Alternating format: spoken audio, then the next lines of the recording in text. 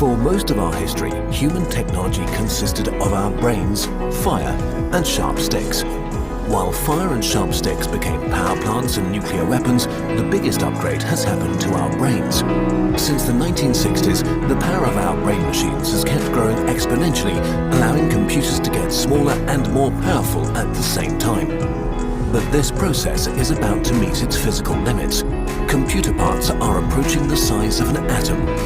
To understand why this is a problem, we have to clear up. A computer is made up of very simple components doing very simple things, representing data, the means of processing it, and control mechanisms. Computer chips contain modules, which contain logic gates, which contain transistors. A transistor is the simplest form of a data processor in computers, basically a switch that can either block or open the way for information coming through. This information is made up of bits, which can be set to either 0 or 1. Combinations of several bits are used to represent more complex information. Transistors are combined to create logic gates, which still do very simple stuff. For example, an AND gate sends an output of 1 if all of its inputs are 1, and an output of 0 otherwise. Combinations of logic gates finally form meaningful modules, say for adding two numbers.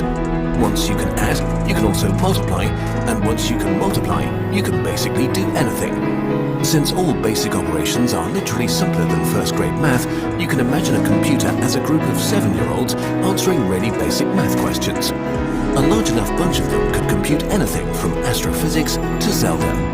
However, with parts getting tinier and tinier, quantum physics are making things tricky. In a nutshell, a transistor is just an electric switch. Electricity is electrons moving from one place to another, so a switch is a passage that can block electrons from moving in one direction. Today, a typical scale for transistors is 14 nanometers, which is about 8 times less than the HIV virus's diameter and 500 times smaller than a red blood cell's. As transistors are shrinking to the size of only a few atoms, electrons may just transfer themselves to the other side of a blocked passage via a process called quantum tunneling. In the quantum realm, physics works quite differently from the predictable ways we're used to, and traditional computers just stop making sense. We are approaching a real physical barrier for our technological progress. To solve this problem, scientists are trying to use these unusual quantum properties to their advantage by building quantum computers.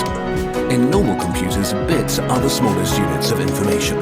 Quantum computers use qubits, which can also be set to one of two values. A qubit can be any two-level quantum system, such as a spin in a magnetic field or a single photon. 0 and 1 are this system's possible states, like the photon's horizontal or vertical polarization. In the quantum world, the qubit doesn't have to be in just one of those, it can be in any proportions of both states at once. This is called superposition.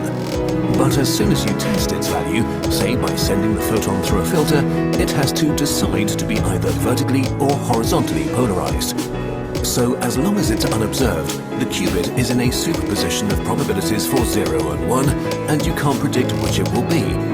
But the instant you measure it, it collapses into one of the definite states. Superposition is a game changer. 4 classical bits can be in one of 2 to the power of 4 different configurations at a time. That's 16 possible combinations, out of which you can use just 1. 4 qubits in superposition, however, can be in all of those 16 combinations at once. This number grows exponentially with each extra qubit. 20 of them can already store 1,000,000 values in parallel. A really weird and unintuitive property qubits can have is entanglement, a close connection that makes each of the qubits react to a change in the other state instantaneously, no matter how far they are apart. This means that when measuring just one entangled qubit, you can directly deduce properties of its partners without having to look. Qubit manipulation is a mind-bender as well. A normal logic gate gets a simple set of inputs and produces one definite output. A quantum gate manipulates an input of superpositions, rotates probabilities, and produces another superposition as its output.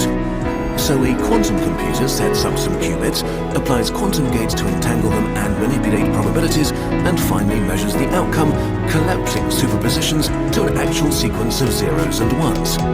What this means is that you get the entire lot of calculations that are possible with your setup all done at the same time. Ultimately, you can only measure one of the results, and it will only probably be the one you want, so you may have to double check and try again. But by cleverly exploiting superposition and entanglement, this can be exponentially more efficient than would ever be possible on a normal computer. So while quantum computers will probably not replace our home computers, in some areas they are vastly superior. One of them is database searching. To find something in a database, a normal computer may have to test every single one of its entries. Quantum algorithms need only the square root of that time, which for large databases is a huge difference. The most famous use of quantum computers is roaming IT security. Right now, your browsing, email and banking data is being kept secure by an encryption system in which you give everyone a public key to encode messages only you can decode. The problem is that this public key can actually be used to calculate your secret private key. Luckily, doing the necessary math on any normal computer would literally take years of trial and error. But a quantum computer with exponential speedup could do it in a breeze. Another really exciting new use is simulations. Simulations of the quantum world are very intense on resources, and even for bigger structures such as molecules, they often lack accuracy. So why not simulate quantum physics with actual quantum physics? Quantum simulations could provide new insights on proteins that might revolutionize medicine. Right now, we don't know if quantum computers will be just a very specialized tool or a big revolution for humanity. We have no idea where the limits of technology are, and there's only one way to find out.